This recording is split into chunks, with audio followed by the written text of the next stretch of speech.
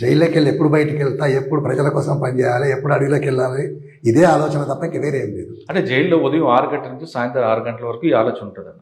కాదని నేను మన లక్ష్యం వైపు వెళ్తుంది.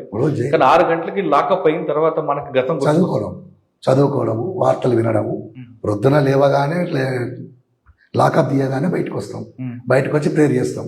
తర్వాత కాలకృత్యాలు పెట్టి తీసుకున్న తర్వాత బియ్యం ఏరడము, వంట చేసేవాళ్ళు వంట చేస్తారు, పేపర్లు వస్తాయి, పేపర్లు చదవడము, పేపర్లు చదివిన తర్వాత రోజు క్లాస్ ఉంటుంది, పొలిటికల్ క్లాస్. ఆ పొలిటికల్ క్లాస్ వింటాము. తర్వాత 12 గంటలకు మళ్ళీ భోజనం వస్తుంది.